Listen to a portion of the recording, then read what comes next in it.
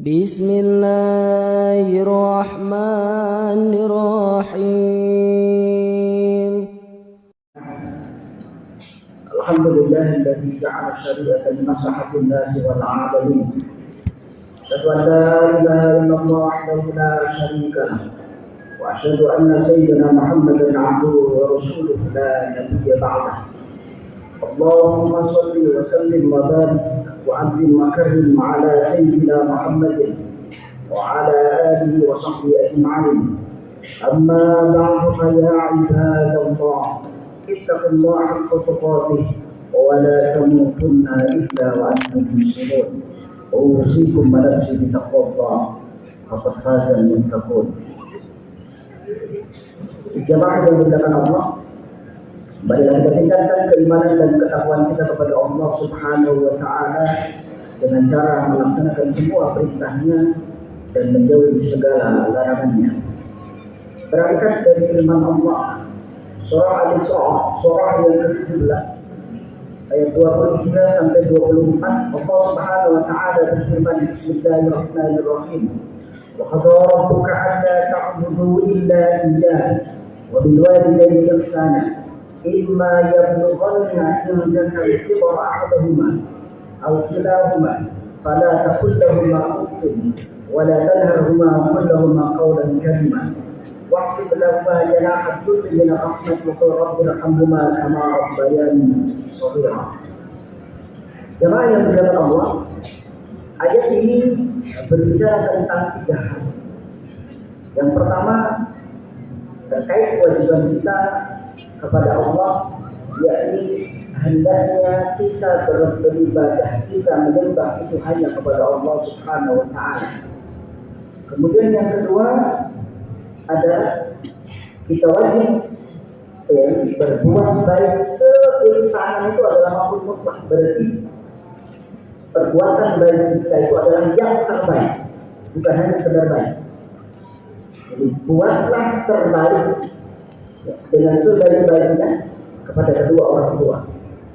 Maka kemudian baru yang ketiga, ketika di antara mungkin salah satu dari kedua orang tua kita sudah dalam kondisi sepuh, atau kemudian keduanya dalam kondisi sepuh, maka jangan sekali-kali kita sebagai seorang anak mengatakan dalam konteks ini biasa itu berlaku pada dalam konteks apakah saja, apakah kemudian hal yang menyebabkan orang tua kita marah, baik dengan gestur tubuh atau kemudian penolakan langsung. Apalagi yang kemudian naudzubillah ada banyak seorang anak yang kemudian berani memenjarakan orang tuanya. Naudzubillah. Maka jangan kita berani membentak orang tua, maka ucapkan yang terbaik kepada orang tua. Maka rendahkan diri kita. Apakah kita sebagai seorang ustaz atau seorang kiai atau bahkan seorang profesor, maka di hadapan orang tua kita adalah anak. Dan jangan sampai kemudian kita di hadapan orang tua sebagaimana kita berada di depan bawahan dan seolah-olah kita menjadi orang yang hebat, orang yang terbaik. Seorang presiden seharusnya di hadapan orang tuanya dia harus merunduk, bukan kemudian mendoa. Maka kemudian doakan keduanya, ya maka Rabbi irhamhuma kama rabbayani shaghira. Ini adalah bentuk bakti kita, baik orang tua kita yang sudah meninggal apalagi masih hidup. Ya Allah, kasihilah keduanya sebagaimana mereka mengasihi kamu atau mengasihiku ketika dalam kondisi itu. Maka jemaah yang dimuliakan Allah, Al-Imam Muhammad Al-Hajjaj dalam satu karyanya Samirul Mu'min fil Mawa'idh wal Hikam wal Qasas, beliau mengungkapkan bahwa ayat ini mengandung 6 hal. Yang pertama, anta wa maluka li abika. Sebagai seorang anak, bahwa apa yang kita miliki itu orang tua tidak punya hak untuk itu. Artinya ketika orang tua meminta, maka beri. Kenapa? Karena dalam satu hadis riwayat Imam Ahmad, Imam Ibnu Majah dan Imam Baihaqi kemudian Imam Ibnu Hibban, suatu ketika seorang sahabat bertanya kepada Rasulullah, ya Rasul, orang tuaku kemarin menemui saya. Maka kemudian dia meminta sebagian dari apa yang dia miliki, apa yang saya miliki. Wa inna abi yuridu ayyaka jamali, orang tuaku ayahku menginginkan apa yang saya miliki. Maka Rasul bersabda, anta wa malu abi abika. Dalam konteks ini jangan kita punya pemahaman bahwa milik anak adalah milik anak, bukan milik orang tua. Tetapi milik orang tua itu adalah milik anak. Itu sebuah hal yang sama. Di apa yang kita miliki orang tua juga punya. Itu yang pertama, jamaah yang kita tahu. Kemudian yang kedua, yursha ala al-suqul khatimah. Dikhawatirkan kata Syekh Muhammad Al-Hajjaj, dikhawatirkan andai kata kita berdurhaka, kita melakukan kedurhakaan kepada orang tua, itu yang kemudian menyebabkan kita meninggal dalam keadaan suqul khatimah. Alhamdulillah.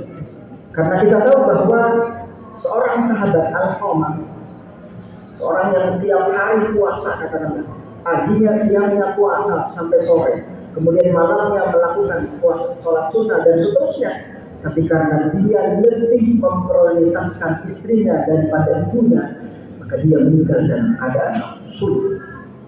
Maka di sini nyatakan bahwa ketika Al-Qamah sudah dikuburkan, maka kemudian pemakaman ada sambil kubur, kemudian Nabi Muhammad berdiri di pintu kuburan, kemudian beliau berpidato, ya ma'syarul muhajirin wal ansar, man faddala zawjatahu ala ummi fa'alayhi la'natullah. Barang siapa yang seorang suami, seorang anak yang lebih memprioritaskan semua kebutuhan istrinya daripada ibunya, maka baginya pantas mendapatkan laknat Allah. Maka kemudian walaih baru min sulfin min sulfin wala'atul, yakni al-fara'id wal nawafil. Ketika seorang anak berani durhaka kepada orang tua karena dia lebih memprioritaskan anak atau istrinya, maka amal wajibnya, amal sunnahnya bisa jadi tidak diterima, walaupun mungkin sholatnya sah, tapi pahalanya tidak sampai. Hajinya sah, tapi pahala itu tidak didapat oleh anak-anak yang kemudian berani durhaka kepada kedua orang tuanya. Kemudian jamaah yang dimuliakan Allah, yang ketiga, al-furud wa la tanfa'u ma'al betul. Seorang anak yang kemudian rajin beribadah wajib, itu tidak ada efek pengaruhnya andai kata dia berani durhaka kepada kedua orang tuanya. Hadis panjang ya, dari Amr bin Murrah al-Juhni, seorang laki-laki datang menemui Rasul. Dia mengatakan, ya Rasulullah, saya bersaksi bahwa Engkau adalah Tuhan, Engkau adalah utusan saya, Allah sebagai Tuhan saya, atau Allah sebagai Tuhanku, Engkau sebagai utusan Allah dan Rasulnya, ya, sebagai Rasul. Maka kemudian dia mengatakan, Rasulullah khamsah, kemudian saya selalu melakukan sholat 5 waktu. Wadaitu zakat kemaliku, dan saya selalu menunaikan zakat hartaku. Wasumtu sahur Ramadan, kemudian saya juga selalu melaksanakan puasa Ramadan. Maka kata Rasul, man mata ada hada kana ma'nabi wa siddiqin wa syuhada yaumil qiyamah. Barang siapa yang kemudian meninggal dalam kondisi tadi, tetap berzakat, kemudian bersaksi bahwa dia ada Tuhan selain Allah, kemudian Nabi Muhammad sebagai utusannya, kemudian dia melakukan sholat, zakat dan seterusnya, maka dia meninggal nanti akan bersama dengan para nabi, artinya masuk surga, para siddiqin, para syuhada. Tetapi di sini mengatakan madam ya'uqa walidain, selama dia tidak durhaka kepada kedua orang tuanya, itu yang tidak jamaah yang Allah. Kemudian yang keempat, jamaah yang dimuliakan Allah, al-uquq dan mu'ajjalul uquq, durhaka kepada orang tua, maka itu adalah siksanya, balasannya cash di dunia. Jadi siksa atau balasan tercepat itu adalah ketika anak berani durhaka kepada kedua orang tua, atau mungkin kemudian berani memakan harta anak yatim, dalam artian dia rakus terhadap warisan, itu termasuk hal yang kemudian siksanya tidak menunggu sampai mati. Dalam kondisi hidup pun dia adalah keadaan hina. Maka di sini dinyatakan bahwa kullu bil akhir qawminha masa ila yaumil qiyamah. 10 dosa kata Rasul itu bisa jadi Allah akan akhirkan sekian sampai akhirat. Fa inna Allah ta'ala yu'ajjilu li sahbihi fil hayati qabla al-mamat, dan Allah akan menyegerakan menghukum bagi anak yang kemudian berani durhaka kepada kedua orang tuanya. Alhamdulillah, summa na'udzubillah. Kemudian yang kedua, ta'ala Allah al-walidani huma al-jannah wan nar. Kedua orang tua kita itu adalah bisa menghantarkan kita masuk surga, pun bisa menghantarkan kita masuk neraka, tergantung sikap kita kepada keduanya. Pernah datang seorang laki-laki menemui Rasulullah, ya Rasulullah sallallahu alaihi wasallam, ma haqqul walidaini ala waladihi? Apa hak seorang anak kepada kedua orang tua? Maka jawaban Rasul tidak jawab langsung, tapi Rasul mengatakan, huma jannatuka wa naruka. Keduanya bisa menyebabkan engkau masuk surga, dan keduanya juga bisa menyebabkan engkau masuk ke dalam neraka. Artinya kalau kita taat kepada kedua orang tua selama itu adalah baik, selama kemudian tidak maksiat kepada Allah, maka itu yang kemudian menghantarkan seorang anak masuk surga. Tapi kemudian ketika sang anak kemudian durhaka, kemudian dia tidak taat kepada orang tuanya, padahal semua orang tuanya itu tidak melanggar syariat, walaupun dia taat kepada Allah, walaupun dia taat kepada Rasulnya, walaupun dia taat kepada negara, tapi kemudian kalau tidak taat kepada orang tuanya, itu yang kemudian menyebabkan dia terhalang masuk surga. Na'udzubillah, summa na'udzubillah.